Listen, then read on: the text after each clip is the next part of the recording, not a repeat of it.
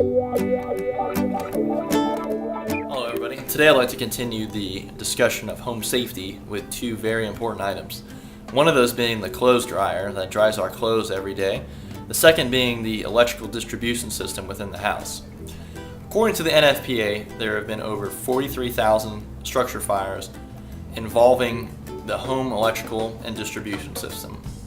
Of those 43,000, half of those are involving the lighting and just the electrical system itself, not counting any malfunctions or anything else of that nature. There have been 438 deaths as a result of these structure fires and a total of $1.4 billion in damage.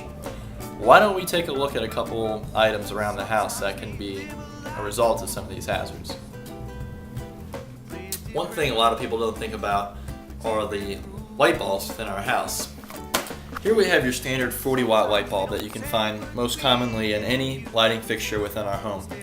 One thing that we have to look at before we install a light bulb within our lighting fixtures are the wattage in which that lighting fixture calls for.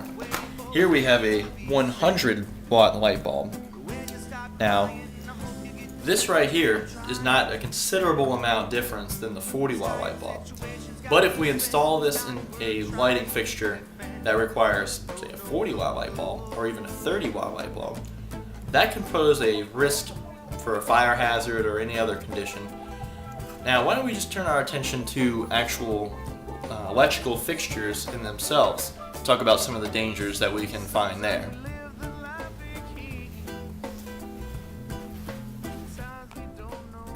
Alright, I'd like to turn our attention now to the outlets themselves within our house. As you can see here, I have two devices plugged into the outlets. One of those being a laptop and the cell phone here. If you look at the cable I have plugged into the cell phone, I have a small little cut in the insulation within the cable. This can cause a major fire hazard if this was something such as a vacuum cleaner or maybe even an extension cord or something of that nature. Every month we want to maybe take a look at the cables themselves. Just take a look at, see if we don't have any fraying within the cables. This cable looks pretty good here, which is what we're looking for. No fraying in the cables, and we also don't want to plug too many objects into the outlets themselves. Why don't we go take a look at the dryer in the home? This is another potential cause for hazard as well. Alright, now I'd like to turn our attention to the dryer. According to the U.S. Fire Administration, there are over 15,000 dryer fires every year. Of those 15,000 dryer fires, there are over 15 deaths and over 400 injuries. 81% of the fires are usually contained in single-family dwellings or even apartments. Alright, so we have a dryer right here, and what's really important is that we do a visual inspection of the dryer every month.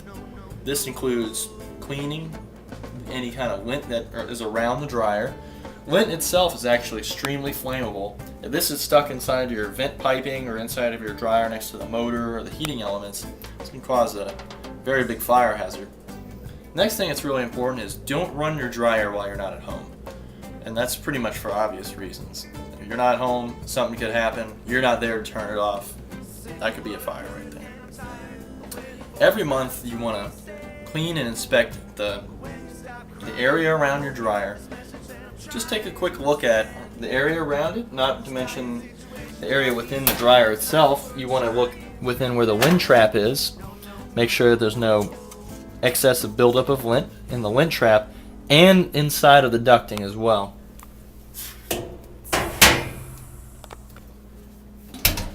Now, these are a couple items that we just took a look at today. It's important that we do these inspections every month of our home that will keep our family safe as well as our neighbors. Alright? Thank you very much. Have a good day. Stay classy.